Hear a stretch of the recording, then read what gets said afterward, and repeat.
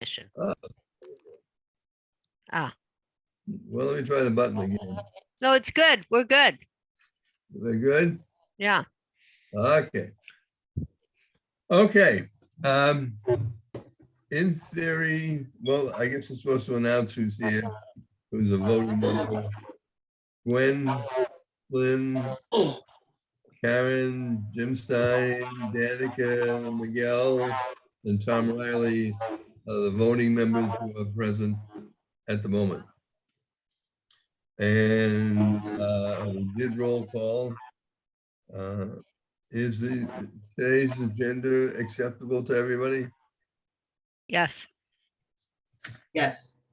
2 yeses, that's enough. And then, of course, the approval of the minutes for the December 19th meeting, none, there was no meeting, the meeting was canceled. So it's the best notes I've ever taken. Then the items for discussion, possible voting. You need to do roll call? 40 White Oak. In the simplest of terms, it's the Papa and Beer Restaurant. Is everybody familiar with that one? Yes. Just south of Van Owen. They presently have a beer and wine license. They want to move up to a full line. I had hoped that they would be here tonight, but I didn't communicate well enough with them. Most of the in the past, we would have no problem with this. Because the ambiance that goes with the restaurant ties in with this. And they seem to have a clean record with their beer and wine license, which they've had for 100 years.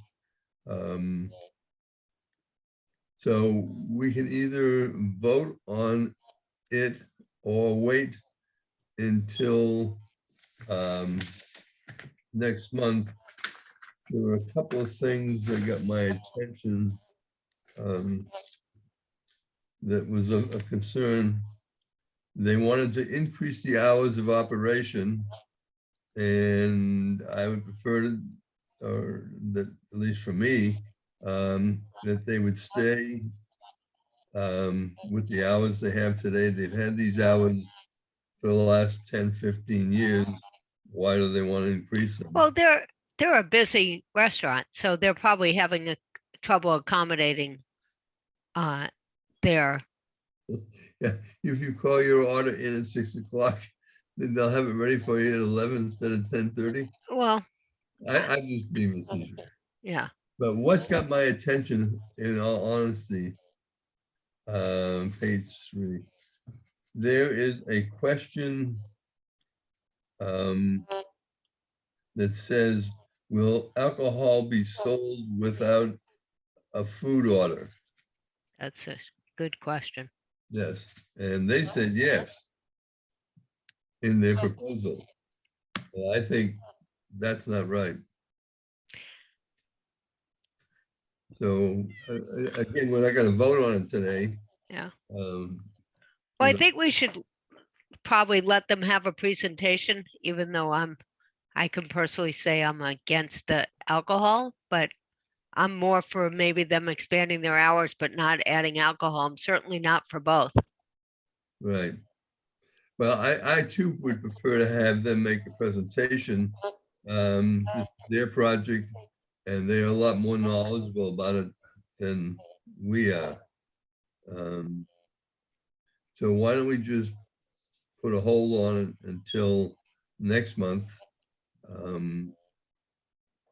I tried calling their office today, but there was nobody in the office.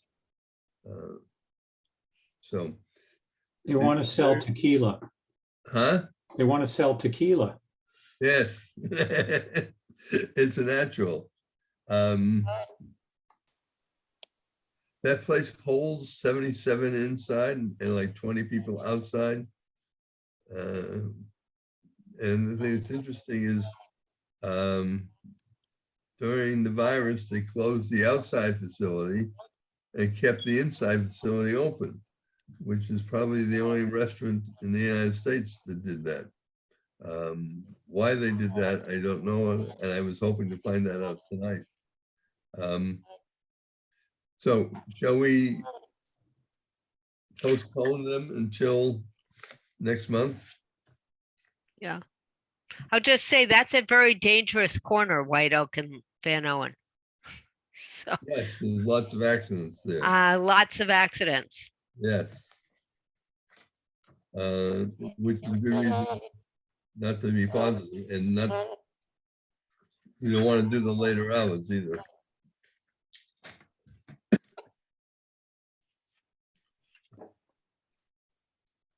Yeah. Your friend said hi. So we agree that we should postpone it until next month. Yeah, Yeah. I mean, there's too many questions that we want to have some answers to, so they have to be here to answer those questions. Right. Well, let's take a vote on it. As long as we have a voting group. Jim, I say postpone it. Karen, Postpone. Miguel, Postpone. Danica, Postpone. Gwen. Postpone. Well, I'll go along with everybody. I'll postpone it too. Okay, so they're postponed until next month, but those are a couple of key questions, is the hours and selling alcohol of any type without ordering food. Because that turns them into a off-sale account. And we have more than enough off-sale accounts already here in the valley or in Lake Balboa. The next one is 16061 Van Owen.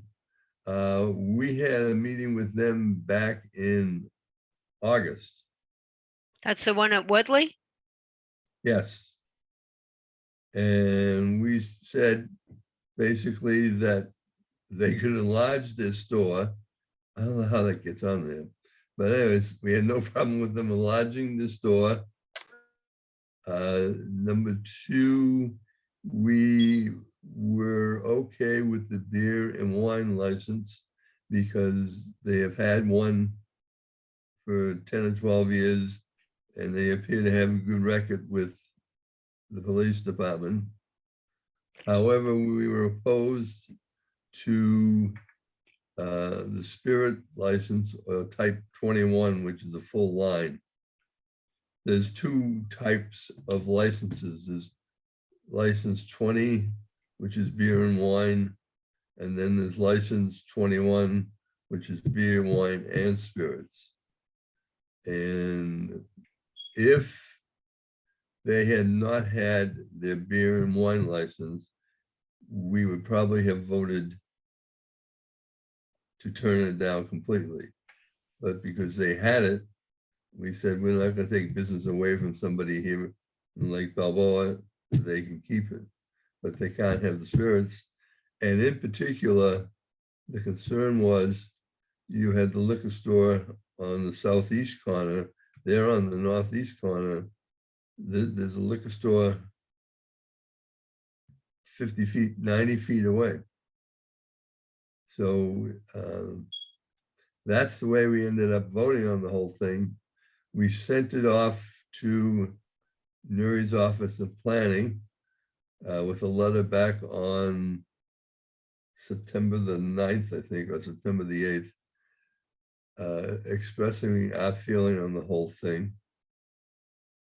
At first, the store said, okay, but they have since gone back to the police department to get a license. And in theory, the police department said, okay, but they haven't sent them their letter of support or permission, for lack of a better word. So they really can't do anything until they get that letter shows up. I tried to explain to them we probably would not change our mind with or without the support of the police, because we don't need it. We've got 45 places that you can buy beer, wine, and in some cases, spirits as well. There's a public hearing on Wednesday at 9:30 for this particular application. The problem for them is, even if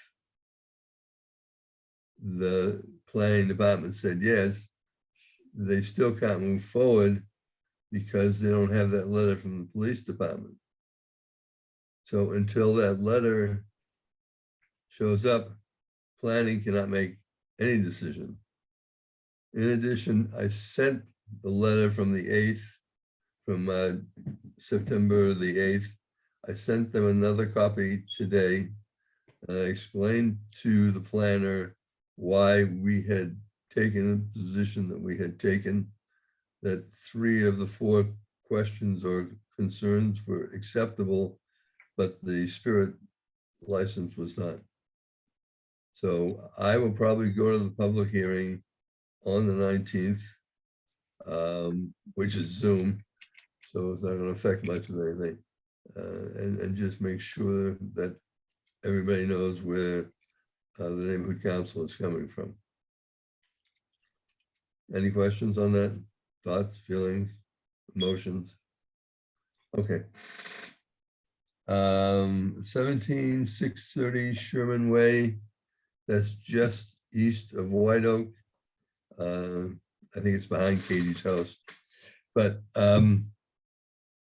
they initially had the right to put an apartment complex on their property. Right now, there's a repair shop. They're going to take the repair shop out completely, and they want to put in a 4-story apartment complex with, I think, 39 units.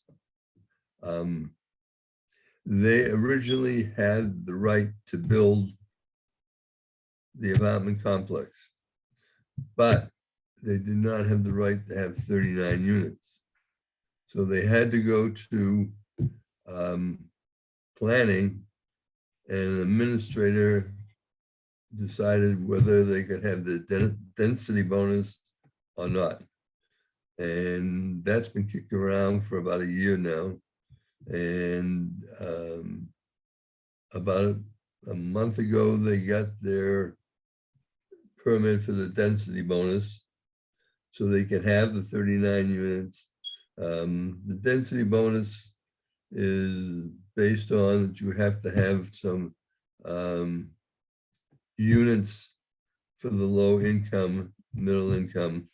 They can't all be luxury apartments.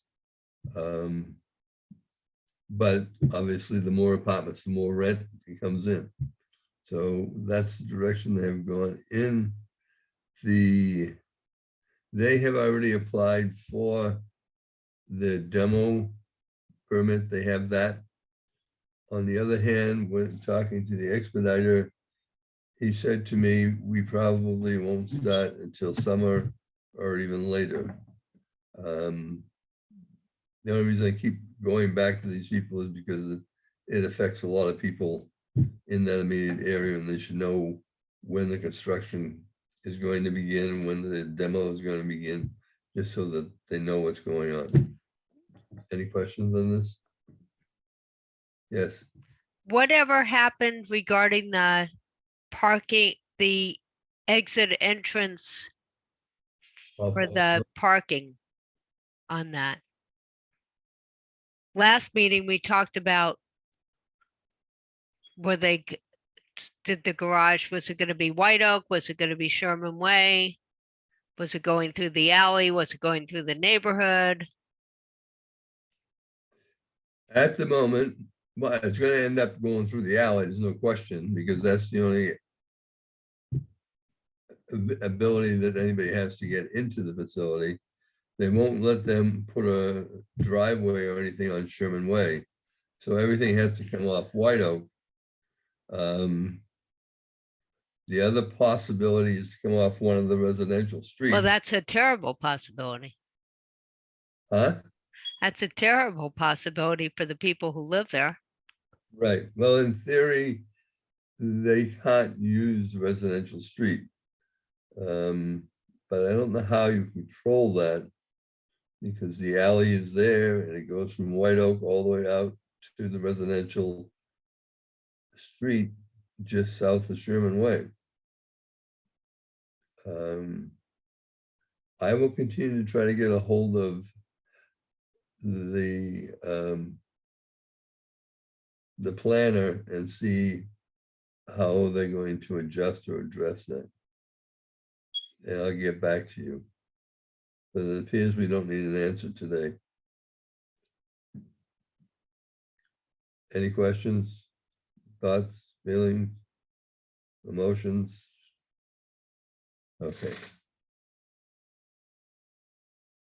SB, all right, SB 9 and SB 10.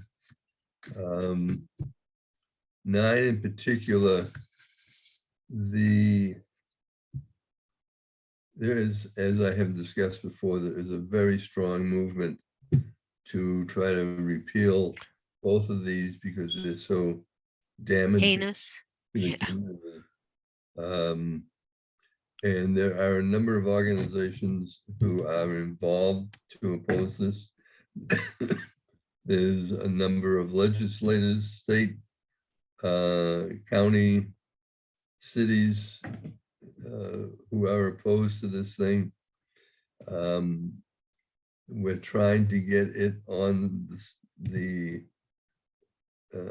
ballot for November. And there are a number of organizations who are opposed to these two bills. And what will happen tomorrow, I'll send you 2 different pieces of information in addition to the one that we already have, which is Livable California. There is at least probably another 3 or 4 major organizations who are opposed to this and are fighting it. Livable California has a meeting every 2 to 3 weeks live on Saturday morning on Zoom.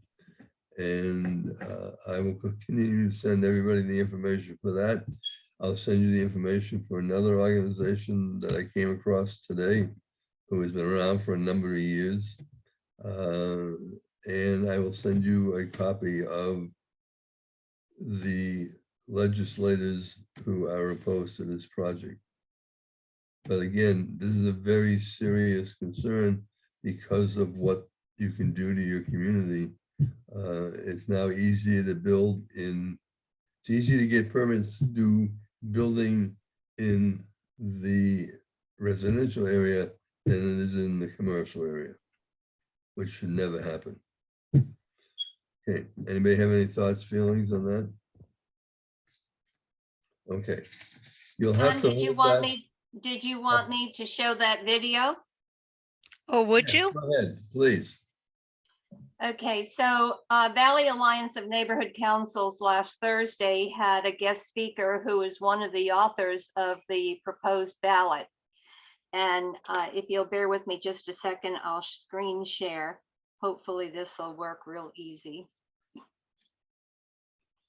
And maybe it will, and maybe it won't. No, it looks good. No, it doesn't.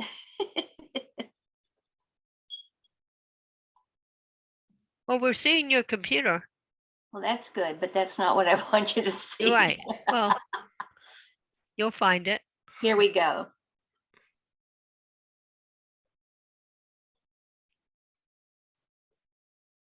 Item number 5 have to do with Very SB nice. 9 and SB 10. And I'm going to ask Ginny Hadfield to introduce the group called Our Neighborhood Voices, which is the organization that's spearheading the initiative drive for a statewide ballot. And she's going to introduce the people. Oh, hello. There's Neighborhood Voices. Hello. Hello, One of them just appeared. Okay. Okay, Ginny. Well, you have to unmute yourself, Ginny. While Jenny's unmuting, hello to my friend Joy Atkinson. Yeah. Everyone loves joy. Can you unmute, Jen? I did, yes. Okay, Okay, I'm sorry about that. I was late getting in and John was having some problems getting in as well. Is Bill gonna join us tonight, John? Do you know? I don't know, a second, hold on. Okay. Joey? Okay, what have you got? So it says that the Sorry. post with the pro user type enable the registration feature with, okay. Ross, do you want me to email this to you? Some settings, trying to find the setting.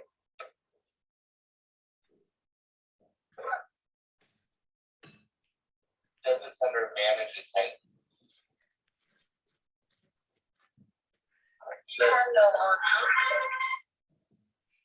Hey, you want me to put it in? it's in chat. Now you're in chat. Well, our meetings look pretty good.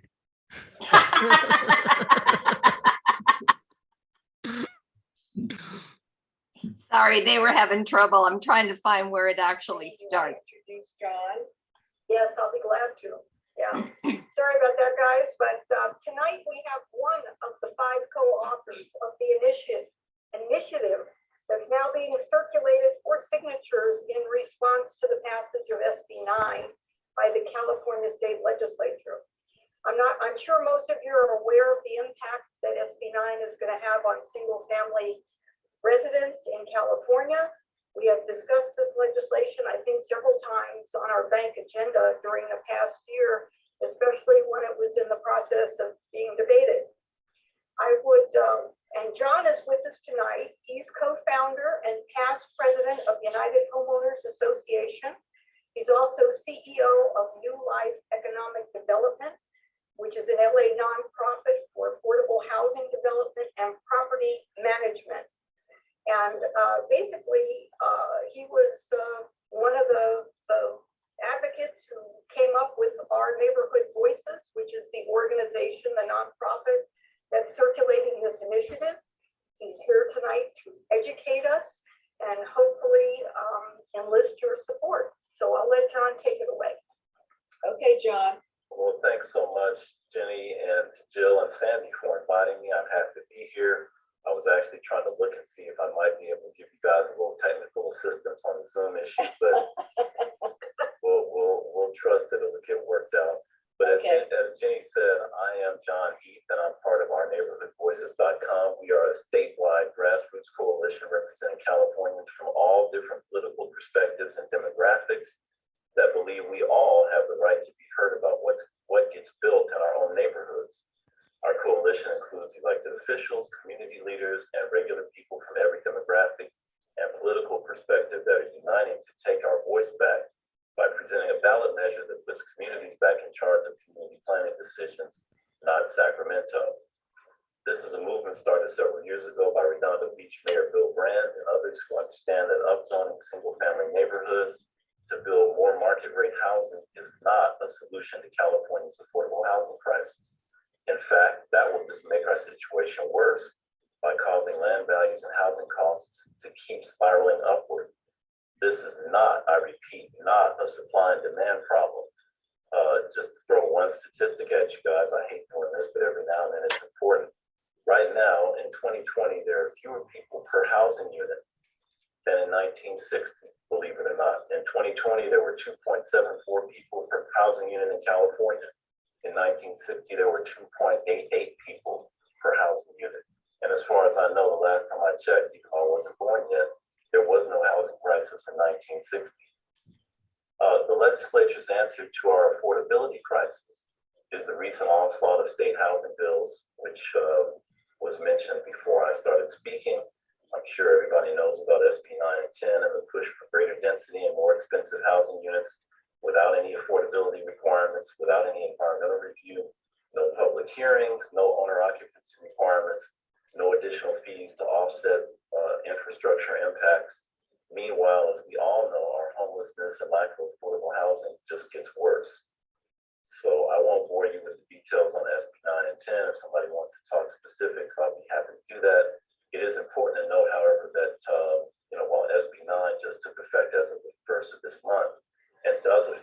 single family lot in California with a few exceptions. SB 10 is an opt-in statute that requires a city or county to actually vote to say we want to adopt that particular state statute. And one interesting note about SB 10 is that it actually allows legislatures to overturn local voter initiatives. So that's not good. Anyway, these policies will have a disproportionate impact on working class neighborhoods and communities of color, such as you all have in the Valley and we have here in South Los Angeles. It's not an accident, and everyone should take careful note of the fact that the concentration of toxic mortgages in working class neighborhoods that led to the 2008 foreclosure crisis, and now I'll pause while they're talking. Okay, and now the institution. Thank you. Okay, they're in. Okay, whoever contacted Joey Freeman, he's in. It works. Thank you. So I found out what the problem was, just in case anyone's in touch with anyone. There was unbeknownst to me, there was a limit on the number of communities, the foreclosure crisis, and now this huge influx of institutional capital and investor ownership that's concentrated in South LA, East LA, and the Valley. Financialization of housing and really turning our homes into commodities, and this flood of investor money continues to drive our housing costs up and put economic pressure on working class families. If I have time to share screens later, I'll show you guys some interesting charts. But the bottom line here is that our initiative, the Our Neighborhood Voices initiative, will restore local community input and our ability to say something about what gets built right next door to where we live. And it does that by giving local government the ability to adopt laws that override conflicting state land use, planning, and zoning laws. That's all the initiative does. In and of itself, it doesn't do anything. It allows cities and counties to basically override conflicting state land use law. So you get to build the affordable housing and the other things that your community needs without destroying existing communities, which, as we all know, is clearly possible. It's a false choice to be told, but we have to do away with single family zoning in order to get affordable housing. No. So anyway, what we're doing with Our Neighborhood Voices and this initiative is we're raising money because, unfortunately, as we all know, democracy in California is expensive, which actually is part of the reason why we're having the problems we're having now, but I digress. So we're in the process of collecting the more than 1 million signatures that we need by April 30th of this year to qualify for the November 2022 ballot. Obviously, that task is made even more difficult by the current pandemic. So just to close this out and open it up for any questions, if you care about the environment, if you care about fixing our affordable housing crisis, protecting vulnerable working class neighborhoods and communities of color from being further exploited and displaced by big real estate and big tech, if you want to have a chance to buy a home of your own one day, please visit ourneighborhoodvoices.com. Consider donating, volunteering, and supporting our initiative, and make sure you tell your friends and neighbors, because this is an issue. I always tell people land use planning is about as exciting as watching paint dry on a cold day, but it is very important, as you all know, and really has a huge impact on what our communities and our cities and our counties actually look like. So we all know that we need affordable housing. The question is, how do we get there? We're not going to get there by upzoning single family neighborhoods. And, you know, hey, some cities want to do that. That's fine. The initiative doesn't interfere with that, but it does give you and your local leaders the right and the ability to override state law if you don't think that's the right way to go. So that's the extent of my presentation. I'm happy to take any questions or. Well, thank you, John, very much. Sure. We're going to delay the questions until after Karen.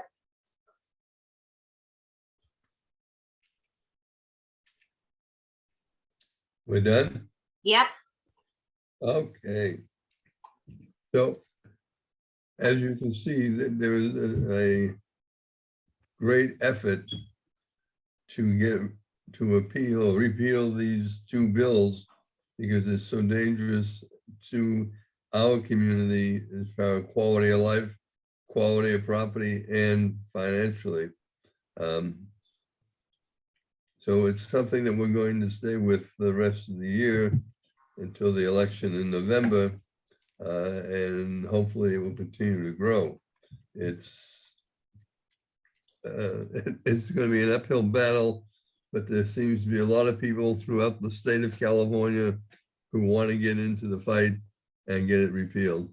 So I will just try to keep you up to date with it as we go through our meetings. Okay, any questions on that? Okay. I must be fabulous. Nobody ever has any questions. God, am I good?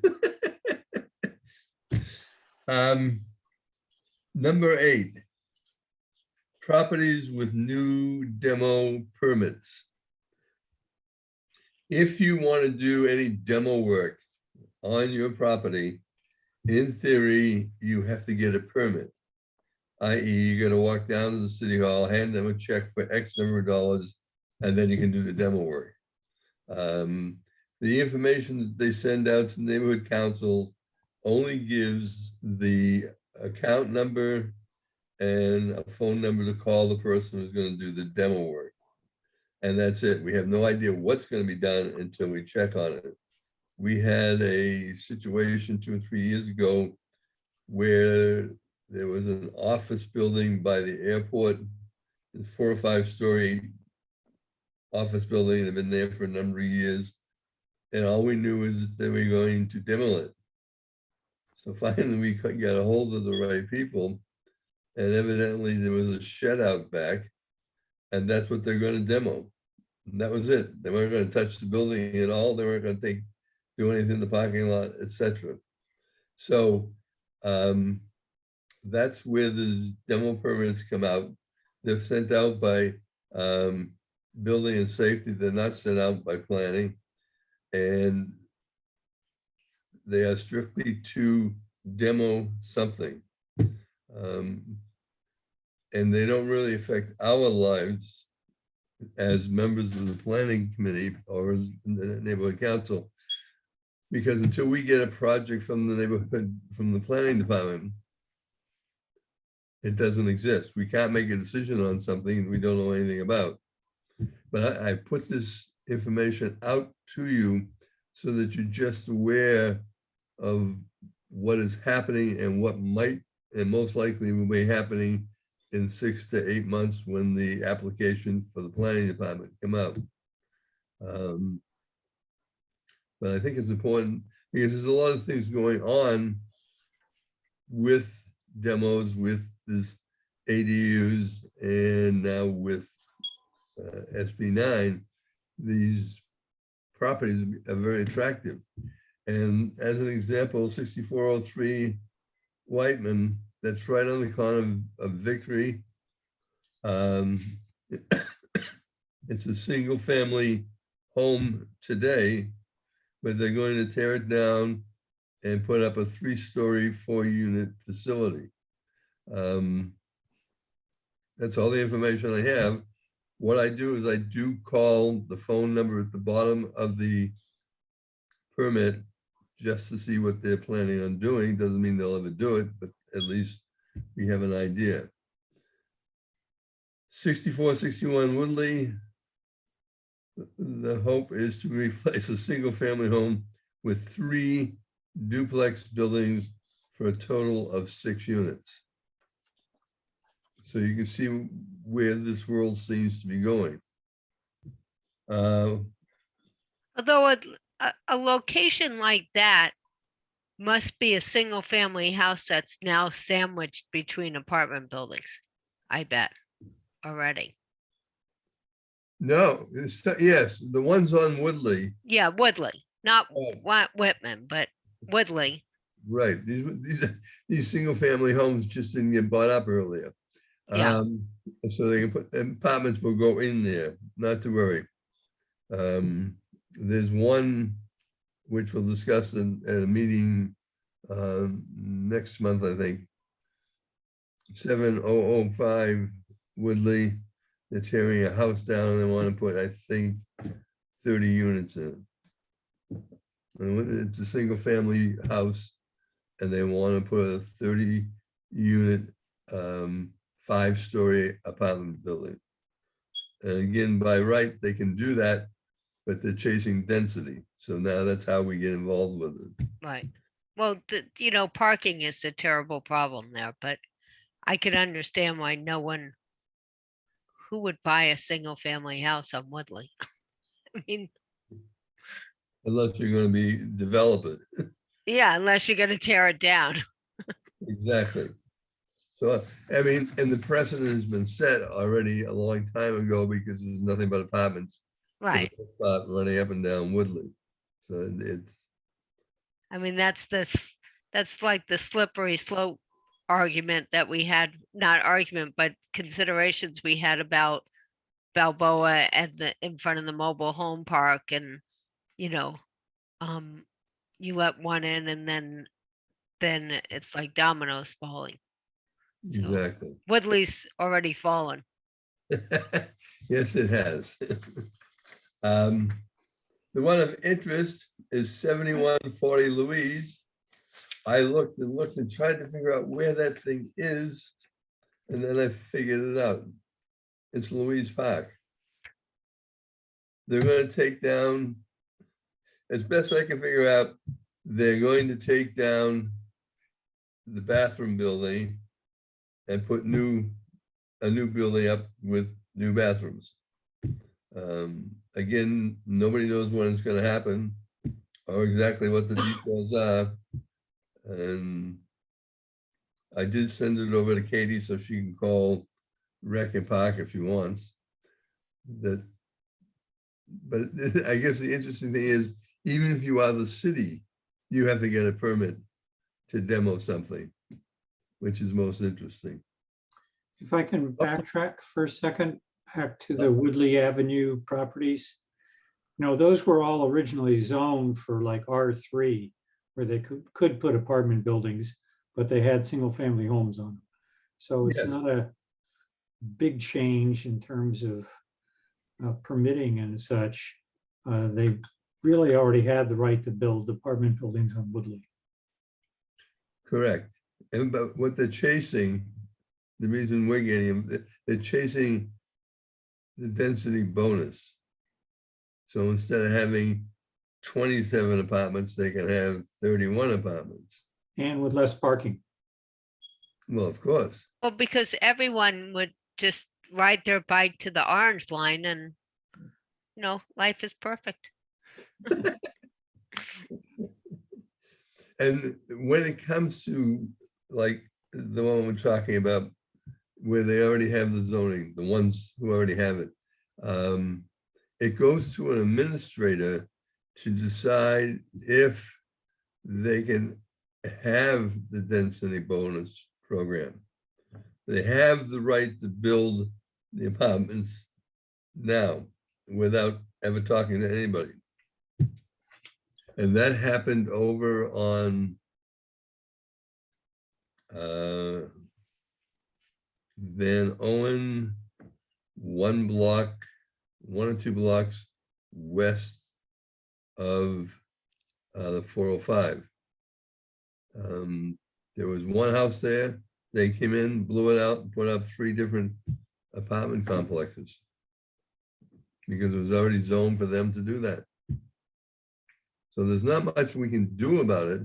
We can certainly let the administrator in planning know how it's going to affect the community, which I'm sure he and she already knows. But it's still good to have it in writing and getting it off to the councilwoman's office. And it's also good for us to be aware of what's going on. If somebody asks us any questions, we can at least appear to be semi-intelligent and give them the answer.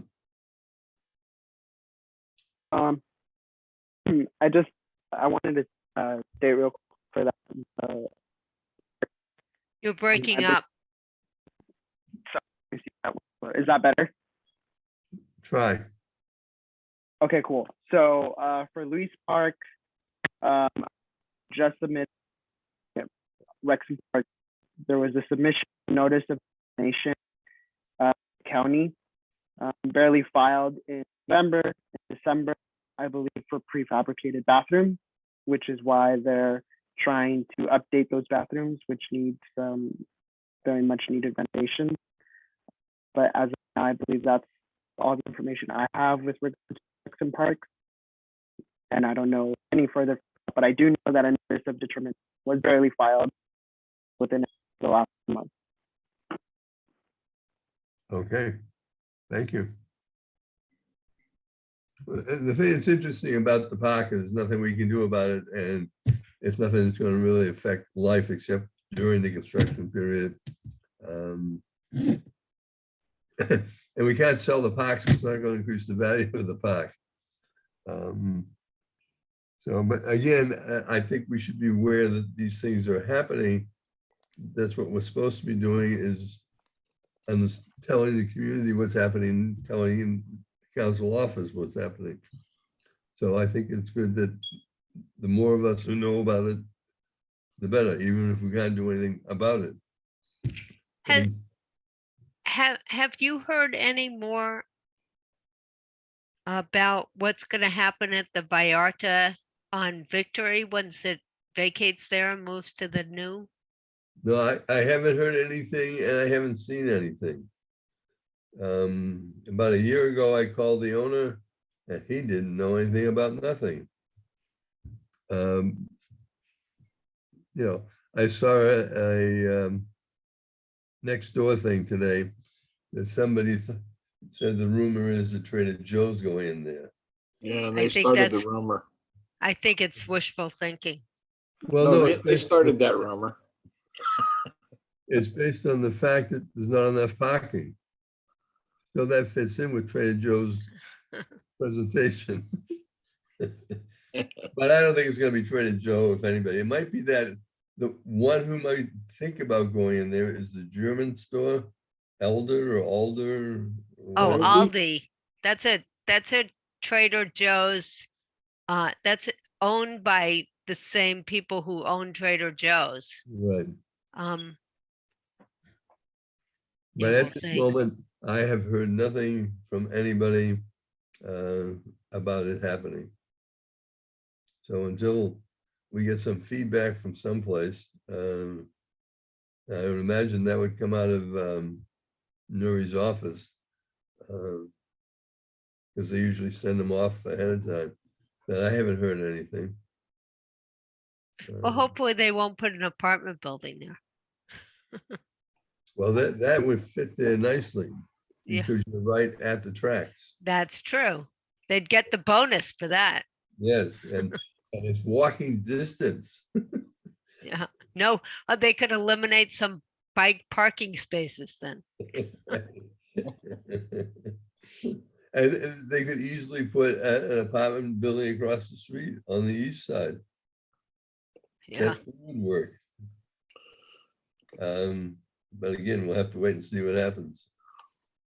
Does anybody have any questions, thoughts, feelings about anything?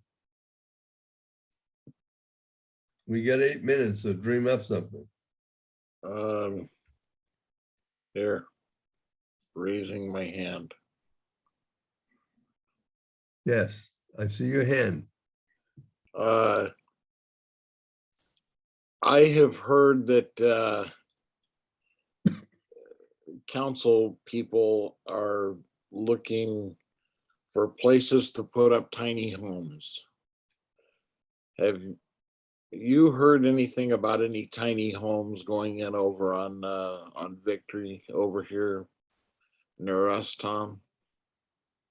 No, Okay. you talking about by the dog park or Generation One? Closer to the 405.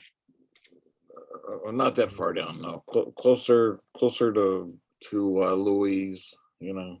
I figure they want to put up these tiny homes and someone's going to take a look and say, that's a perfect spot. I just know it's going to happen. I just know it. You're talking about behind the armory? Next to it. I think they have an idea of putting up some sort of a park by the armory. I'll ask that girl. Well, first of all, what's going on with what used to be I don't know if the Mosses still own it, but adjacent to the office buildings, because something is going on with that. property that was going to be the apartment building that didn't get approved. They No, still own it. They no longer own the office buildings. Right, I know that. They sold those at least a year ago. Which shows you how smart they were. But They sold all their buildings, by the way. yeah. I think the old man Moss passed away and that created some changes. I was wondering about that too. A Moss passed away in the last 3 months, right? I don't know if it was him or somebody else, because if I remember correctly, the story of his background didn't match up with George's background. And I don't think his first name was George. But anyways, that's neither here nor there. He didn't leave us any money. you didn't get any money? No. Well, the office buildings are sold. The land between the Armory and the office buildings do belong to the Moss. There was maybe 2.5 years ago a relationship going on between them and a senior citizen facility. And as I heard, the attorneys on both sides got into it, and that was the end of that deal. That we have not seen anything in writing or application or discussion about that property moving. I think they were asking probably $2 million, maybe even more, for the property that they paid $1 million for 3 years ago. I thought that property was owned by Metro. It was. They bought it from Metro. Okay. And then they decided to sell the office buildings. But anyways, so at the moment, there is nothing going on there that I'm aware of. I haven't had anybody from there, Nori's office say anything. So I'm talking about the right at the south end of Louise, next to The skate park. skate parks to the west, right at the end of Louise, next to the Armory, at the south end of Louise. It's got a big fence around it. It used to be a softball court. You've been here long enough, you might remember that. And they put a big fence around it, and they're using it as a construction site for gas company. well, they're doing some DWP work, and they're dropping in some purple pipe along Louise. And you know, they always said they were going to extend that purple pipe from Haskell area, or from Woodley, and they got it as far as the they got it as far as the creek, Bull Creek. And they said, well, they didn't know how they were going to get it beyond the creek, but they wanted to get it to Birmingham. So that's their goal, is to try and get it across Bull Creek, get it to Birmingham. And if they really make this thing happen, they're going to get all the way down to White Oak, and that's their construction site. Get people all the time on Nextdoor, what's going on over there? Are they going to build over there? Well, if they're going to build anything, they're going to, when they get finished with their construction on that pipe, then they'll probably drop in some tiny homes, and that's the only reason I brought it up. I know they haven't mentioned it, but you know they will. I mean, everywhere you go, if they've seen a site, they see some place that's a half an acre or an acre, they drop some tiny homes on them. People will want to know. I couldn't care less anymore. So the purple pipe is so they can irrigate the field at Birmingham? Yeah, Right. yeah. It's the pipe coming out of the Japanese garden. Okay, so I have a observation, comment, question? Is this a good time to raise it? It's a fabulous time. Okay, so Purple Haze, smoke shop. Oh, Karen, you commented on heard it. that you commented on it and how it's located across from the school. So I was driving in the Northridge, North Hills area and saw another Purple Haze shop in a strip mall, a mall. So it seems as though, I mean, it's only the two that I've seen. And I'm jumping to the conclusion that they are locating nearest school campuses.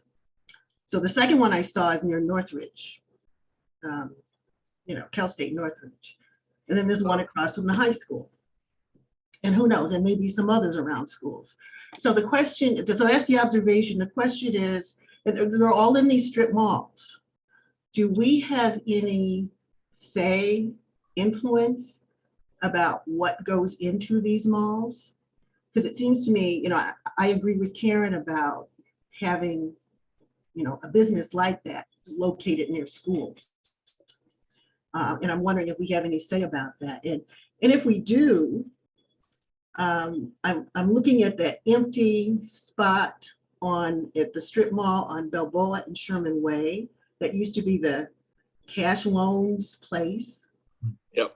Yeah, It's an ideal place for a bistro. And I know we can't influence people, but I'm wondering, is there some way that we can have some influence in what goes into these strip malls or not? I'd like and to. I doubt it. I Well, think that let me answer the question this way. That's somewhat of a different subject than the rest of this. That's the whole project unto itself. But I'm being the nice guy I am. I'm more than willing to share the agenda. If somebody wants to talk about something, we put it on the agenda. It doesn't always have to come out of me. So Gwen, if you want to get into that for a little bit, stick it on next month's agenda. Oh, so I just thought there was a quick answer to it. So if there isn't, then I will request it, to be included on the agenda for next month. I just thought maybe somebody knew offhand about planning and whether or not, we have any say about what goes into these strip malls. So if there isn't a quick answer, then I will request it. I can send you an email if you don't want to, take the note now. I know certain kinds of businesses require more parking. I think maybe restaurants. I'm not sure. And of course, the alcohol issue is something that goes to city approval. But it's, a lot of the strip malls don't have enough parking. Yeah, Especially like the one where Lee's sandwiches are on the other corner. So as a neighborhood council and as a land use committee, would we ever see a permit from a business that wants to go into a strip mall? Or only if there was alcohol involved, I think. only if it was alcohol? I think, is that Is correct? that what you're saying, Steve? Well, Well, I in think general- certain kinds of businesses to go into a strip mall, there needs to be enough adequate parking for certain kinds of businesses. Right. So that could restrict it. But take the one at Sataquine Balboa that they just built with the 2-story structures. They've got what, two restaurants in Oh, there? yeah, A a Baskin Robbins. And the parking is already difficult in that lot a lot of times. But that was permitted for construction. That was all new construction, the 2-story part of it. And the number of parking spaces. So I don't know. There's probably some formula somewhere in the codes. Not to It worry. sounds like Well- the answer is no. Well, the question is when a landlord owns a piece of property and a landlord puts out his for rent sign, right? And, Yeah, and my understanding is unless it's something to do with alcohol, we don't really get We don't any get notification. notice And the landlord's gonna rent to whoever they think will pay the rent and stay there. okay, But I do want to say something about Purple Haze because my hairdresser is in that parking lot in that same strip center. And mhm, she has actually said that that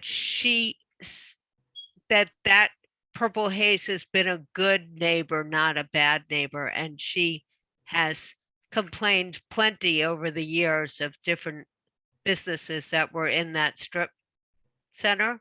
So it hasn't posed a problem at this time. And when I get my hair done, I don't see a lot of kids hanging out around there. So she said the guy's a serious businessman and he doesn't want to get popped for selling to minors.